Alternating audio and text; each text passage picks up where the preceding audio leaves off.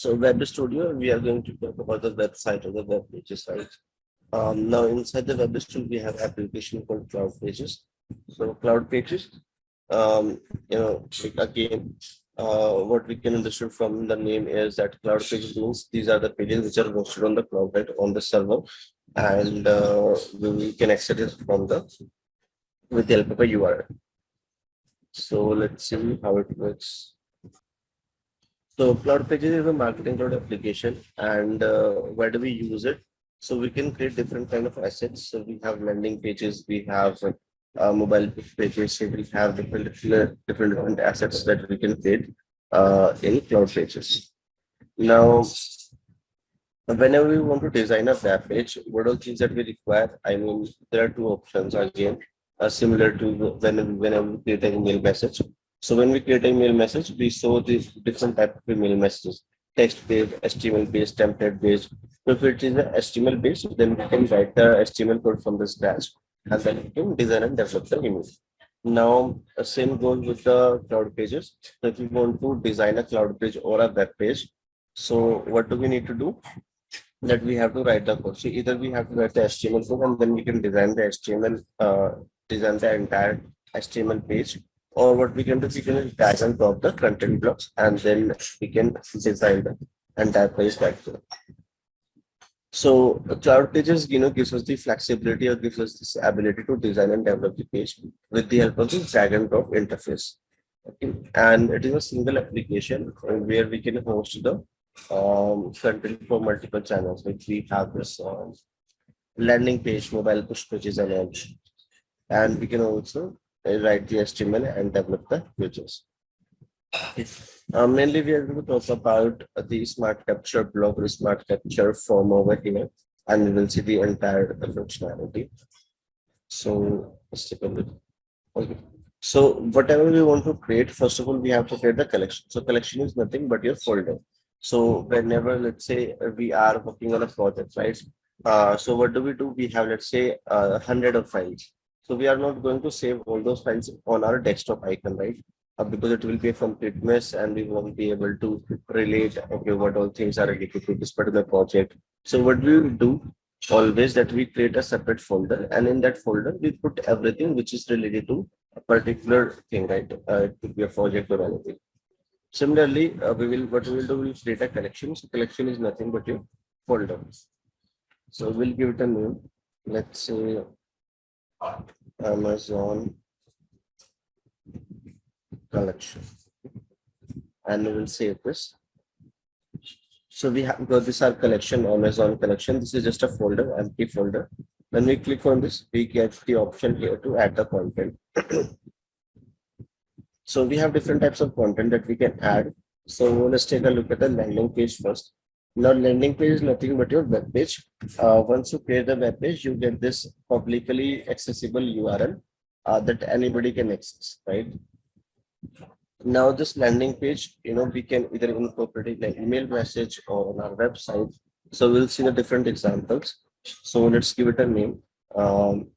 So Amazon sign up form.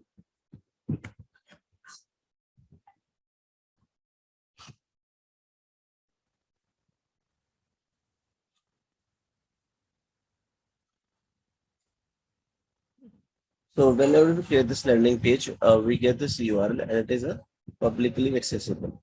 So if we click this and if you open this URL, so anybody can access it. It is not just that it is not required that one should have access to marketing cloud account, then only they can access this URL. So anybody can access it. So what we can do, either we can design and develop. So now we are getting the same kind of interface as we have seen in the email messages. So what we can do, either we can drag and drop all these content blocks and we can design the page. Or if you go to the code view, what we can do, we can see the code that is generated for this particular content block. So we can just delete it and we can write the HTML code as well if you want to write. Right. So we have two options. One is the content blocks and another one is the code view. So all these content blocks we have already seen: button, code snippet, field from HTML, So these are the same content blocks. One content block that we did not cover at the time of discussing email messages content blocks. So we'll cover that one. So that is the smart capture. So now what is a smart capture? So as a name says, it is going to capture something, right? So what it is going to capture? Capture the information. But it is going to capture the information smartly. Now, how smartly it is going to capture the information? Because we don't need to create all these fields. So generally what happens, you must have seen a sign up form on many websites, right? Let's see, we'll talk about the Amazon sign up form. So what they do whenever, go to the amazon.com and then they say that, okay, if you want to log in or sign up, and we click on the sign up button and we get this form. Now, for any form that we want to create, what do we need to do? We need to write some HTML where we have to create all these text boxes that, okay, where we are going to store them, first name, last name. So first of all, we have to design all the UI, all the front end part, that all these text boxes, and then the submit button. And whenever somebody will click on the submit button, then we also have to take care of the back end part. That is, data has to be stored somewhere in the database. So if we'll talk about the marketing cloud, and now if we do not have the smart capture form, and if you want to capture the information, first of all, we have to design the front end part, all these, text boxes and everything for to store the first name, last name, and then the submit button. And then whenever they click on the submit button, we have to store all this information in a data extension. So we have to take care of everything, front end plus back end. Now using the smart caption, it becomes very easy. We don't need to code anything. It is just a configuration, and it makes the entire process very easy. How it makes it easy? So it says that, okay, you can choose any data extension where you want to store the data, and all these fields will be populated on the UI. So data target will click on the data extension and will select the data extension from that. So I'm going to pick the same data extension as this one, 002. So this Amazon customers only, and then click on the select button. Okay. Now it says that you can just check this checkbox, and the field will populate over here, and we can just fill in this information, click on submit, and the value that we are putting over here, it will be saved into a data extension, right? So let's say I want to have all these fields. Okay, let's. So we are not going to include the state, cities, and then the customer ID. So we have to at least keep all the fields which are mandatory. Otherwise, it will throw the error, right? If you are not saving, or if you are not giving any value to the mandatory field. So we have to have that field. I mean, if you talk about the real form, the customer ID is not generally filled by the customer, right? But since it is a mandatory field, I have populated over here. But what we generally do is that we have this hidden attribute, right? And in the hidden attribute, we can have any attribute, let's say the customer ID only. And whenever they click on submit button and whenever somebody signs up, then what happens is,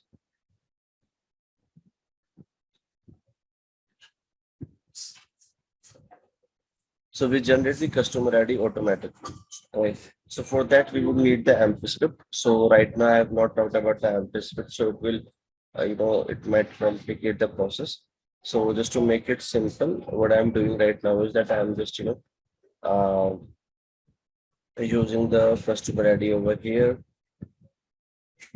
Delete this, let me come over here. So all these fields will appear over here on the form, and the rest of the fields that we are not populating on the form, we can choose them as a hidden attribute, right? Now the hidden attribute could be used if you want to save this customer ID, or if you want to choose as a source. Let's say we are expecting this data in the data extension from multiple sources. We are manually importing, the data from the Facebook channel, and we are also getting some data from the sign up form, right? And how do we make sure, how do we identify that we should be able to identify that where this record came into this data extension.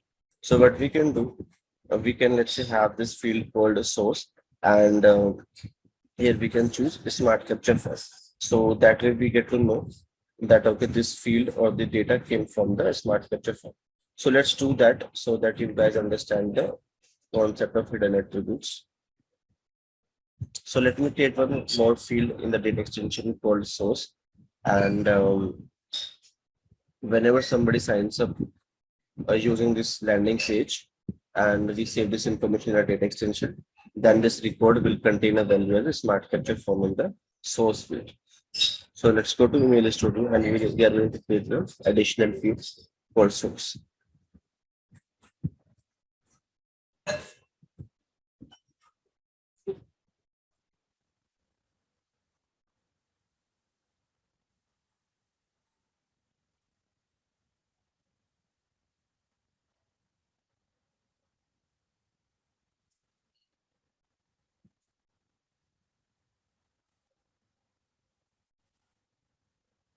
So let's click on this Amazon customers and then we'll click on edit fields.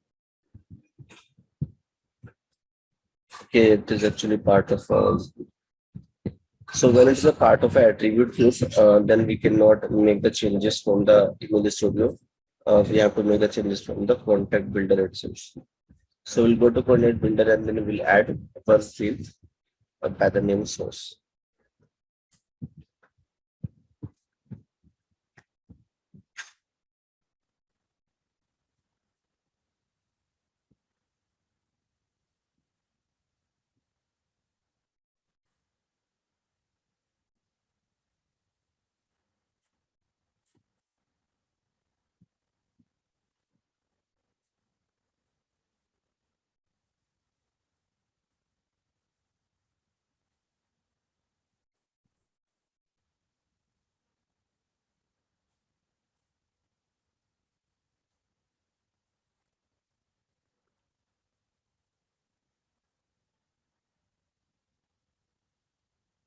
Okay, so let's go to this data extension and then we are going to add one more attribute. Let's say source.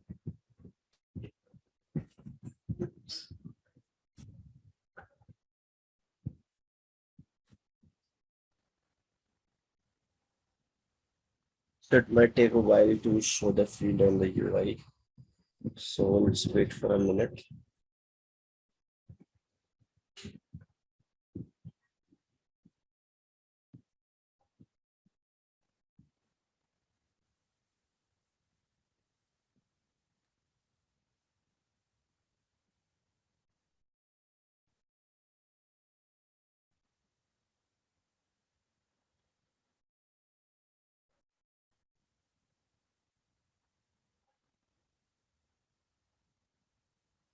See the field is available over here.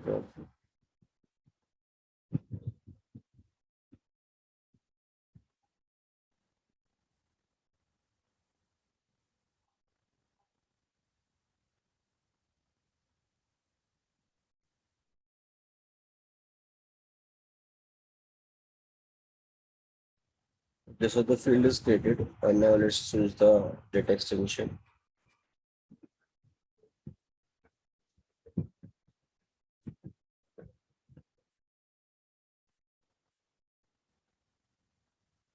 Okay, so you should have this field. Okay, so it is not detecting. It is not detecting the changes that we have just made. So what I need to do is that um, okay, so let's refresh the entire page again, and then we might be able to see the changes.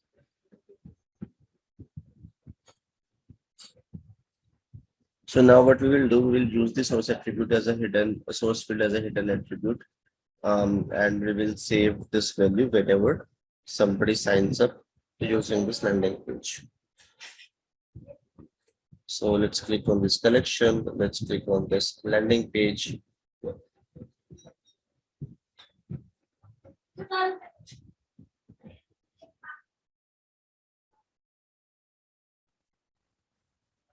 And then we'll drag and drop this smart capture block. and then here we will choose the. So we have something called Cloud Pages data extension. So this is the data extension that is already created by the system. Okay. So if you want to use this one, we can do that. Otherwise, we can choose any data extension as per our wish. So let's go to this thing and select this Amazon customers. Click on select. Now we should see.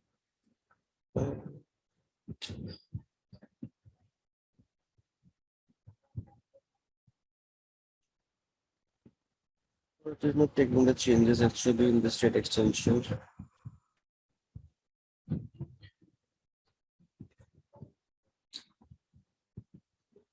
Okay, let's.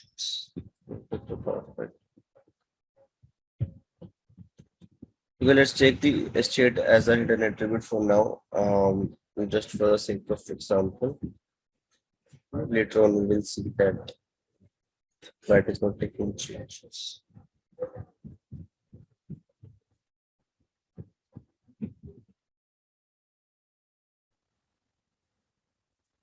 Again, I'm taking this state as a, and here I'm just mentioning the smart capture file, okay, which means that the data is coming from the smart capture file. Okay. Now, whenever you design a form, it has three different parts. One is the basically two different part. One is the front end, another one is the back end, right? So in front end also we have two things. One is that the first inner page, the first a page where the user will see the different fields, and then the user will click on the submit button, and then the thank you page, right? So whenever they click on the submit button, we need to show the confirmation message that okay, we have got your details, or we have thank you for your submission, or something like that, so that they have the confirmation that the information is saved successfully. So how do we do that? So in content tab, what we are going to do, we are going to select the data extension, we are going to populate the fields on the UI, and then any hidden attributes, anything like that. This checkbox we will talk about in detail in journey builder. And let's give it a name as well. Let's say Amazon sign up form itself. Now we'll go to the submit options. In submit options, we need to show the confirmation message. So we have a couple of options over here. Either we can show the static message over here, whatever you want to write, we can do that. Otherwise, if you want the user to be redirected to any other URL, then we can do that as well. So if you will check this checkbox, and we have to provide the URL that whenever they click on the submit, maybe we want to redirect them to a new thank you page that we have designed. Okay, so that is something we can do. So for now, I'm going to show the static thank you message. And then we have this styling for the button, submit, what is the color of the button, submit button, and all these things. And then we have the form styling, like it will be applied on the entire form. So we can choose the background color, border, or the spacing margin. So all these, styling which applies to the entire block that we have already seen, how we can choose the border and background color and these things.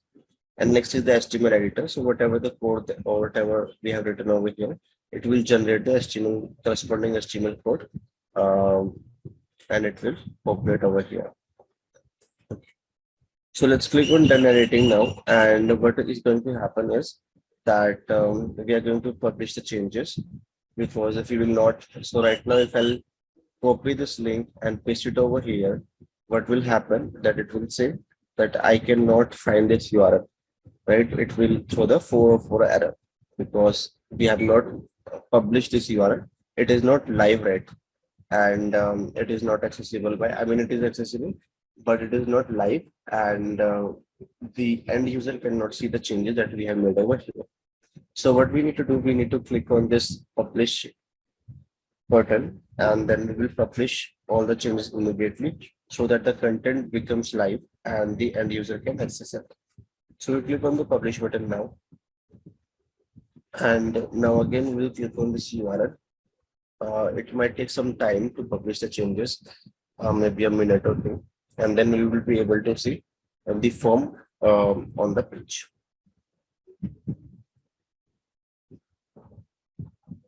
Okay. Meanwhile, it takes, meanwhile, by the time it makes such a changes life, let's talk about something else, and then again we'll come back to this one. Okay. So the one is the landing page, another one is the code resource. So what is code resource? Here we are going to write the code. So let's say we are designing this web page using the HTML code. And apart from the HTML code, we also need JavaScript. We also need CSS, right? If you want to make it fully functional. So if you want to design the HTML page, we want CSS. If you want to add some, even if you want to add some events or something like that, we need JavaScript. So instead of writing everything in a single page, what we can do, we can create different file, and in the different file we can add the CSS and then the JavaScript code, and then we can reference this file from the landing page. So let's say if I want to create a style sheet, what I can do, I can click, like I can just give it a name, and then I have to choose the layout. So if I'm creating a CSS file, I can choose this and I can click on the save button. And here I can write the CSS code. Now what will happen is that whatever the CSS code that I'm writing over here, I can reference this in the landing page, right? And then we can access this landing page, like this code resource in the landing page, and then we can basically have all the styling in the landing page. Now, what is the benefit? So let's say we are using the same styling in multiple landing pages, right? So we just have to write the code once over here, and then we can reference it in multiple landing pages. Otherwise, if we are not using the code resources and we are only utilizing the landing page, then we have to write the code like in each and every landing page wherever we want that particular styling. And also, if we want to make some changes in styling, we just have to make a change at a single place and it will be applied in all the landing pages. So from the maintenance perspective also it becomes very easy that we are storing all the like code at a single place, and then it can be referenced from a multiple landing pages. So similarly, we have JavaScript, CSS, whatever we want to create, we can do that. Next one we have is microsite. So microsite is your website, but is a small website, right? So whenever you go to any website, let's say w3schools.com or any other website, so website contains web pages, right? So website is nothing but a collection of web pages. So similarly, microsite is nothing but a collection of landing pages. So let's say I'll click on Amazon website. I just have to give it a name and click on save button, and then we have this microsite over here. What we can do, we can have multiple pages within this website. So I'll click on the add page, and I can have this home page, right? And this page is nothing but a landing page. So we are adding multiple landing pages here in the website in this microsite, and we can develop it, right? So when we click on this, it will basically open one of the landing page. And then what we can do, we can just design this page, and it will show the changes over here. Let's say I want to add one more page, that is contact us page.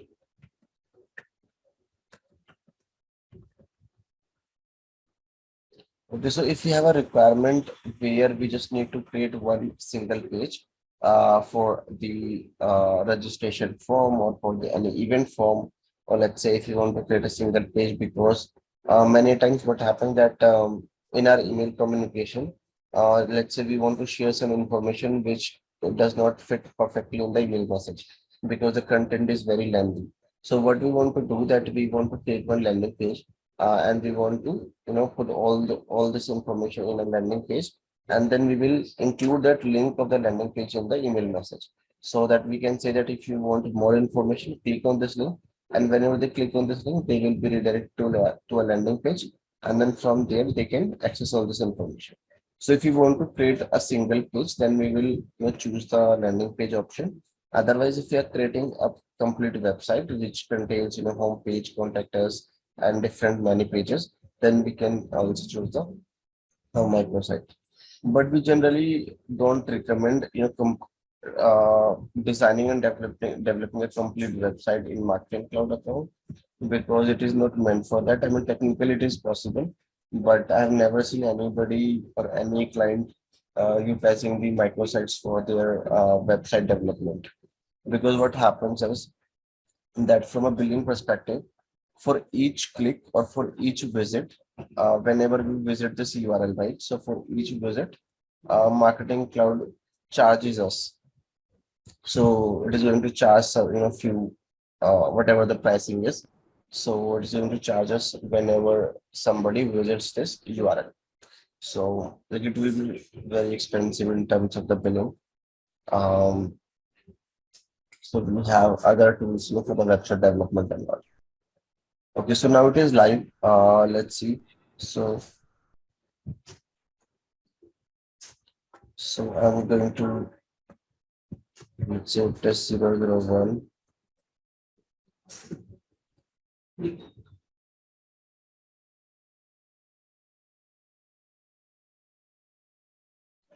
And then the phone number, let's say this one, customer ID.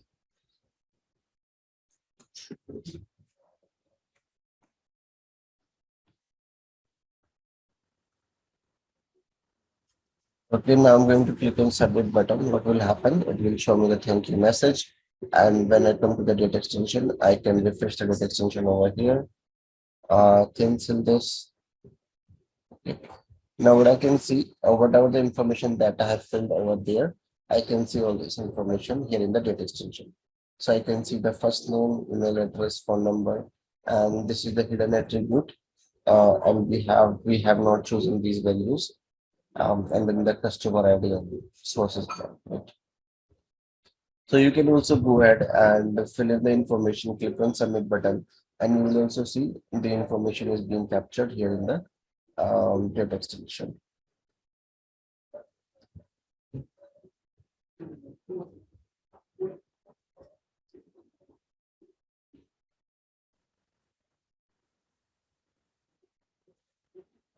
We have the mobile push pages.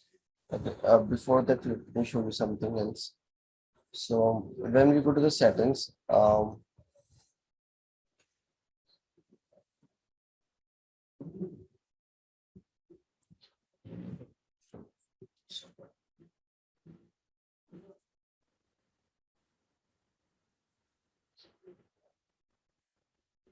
so for each and every landing page, we can also see the activity that how many visitors that we have got on a particular date. So this is the page ID, okay, which is a unique identifier of each and every landing page. And here we can see the different mobile and desktop counts. And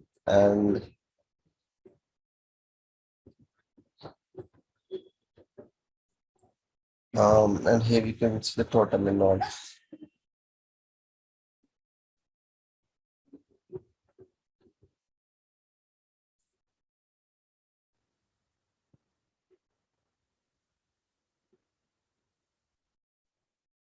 Okay, so we can see, I mean, it refreshes after every 24 hours. So, like after 24 hours, we'll be able to see. So, let me show you the one where we have got this statistics.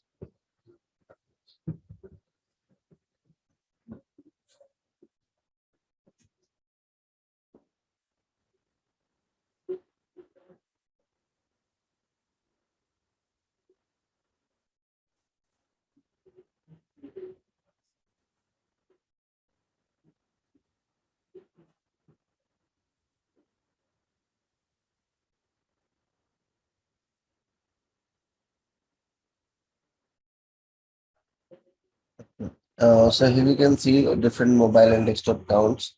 So, the blue ones are the desktop and the red ones are the mobile. So, this has got both the counts. So from mobile, we have not made any visit. All the visits that somebody has made is it is from the desktop only. So we can see on 24th. And in December 25th, we have this 4 counts, 4 visits, and on 7th also we have this 4 counts. So here we can see the activity, but we do not know that, okay, what was the subscriber, and because it can be opened by a non-subscriber user as well, right? So anybody who has access to this particular link, they can click on it. So it is not mandatory that the end user has to be a subscriber.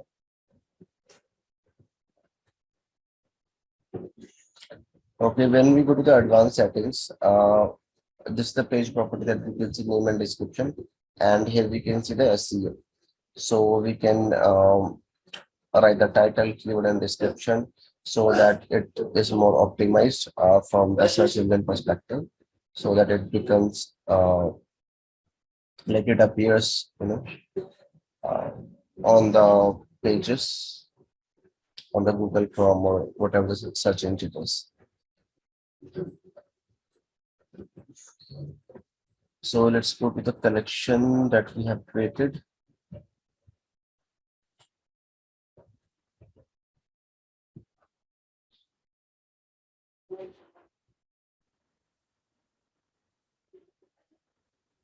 So in the mobile push page, I mean, this is for the push notifications.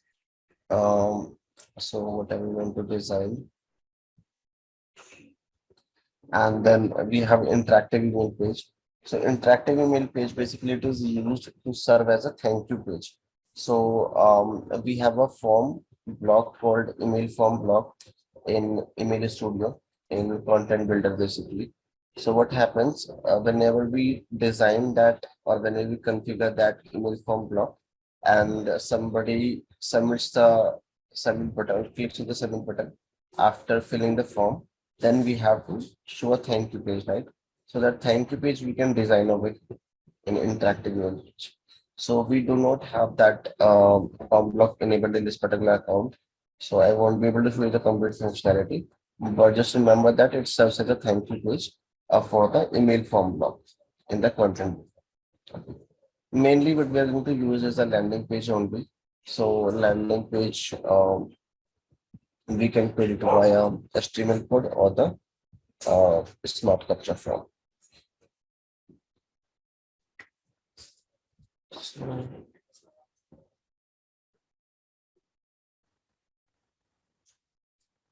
Right, there's some more use cases of the smart capture. Like we can generate the lead from people who sign up to receive a newsletter. So we can have this page and we can associate this page over the website. So what will happen that whenever they click on this particular link, they will see this form and they can sign up for this. We will have this information stored in that extension, and then like we can contact them later, or we can send them the email communication or the SMS. So once we have the data, we can utilize it in any way we want. And we can also send the automated emails to people who complete the form. So this is something that we will see when we will come to the journey builder.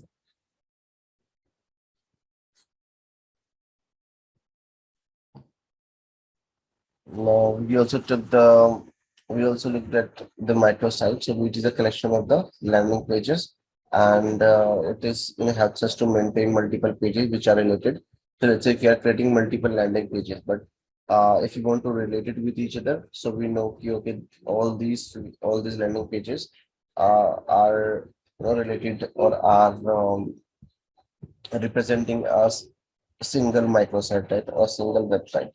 So for that, what we will do, we will create a microsite and we will put all the landing pages in that microsite only.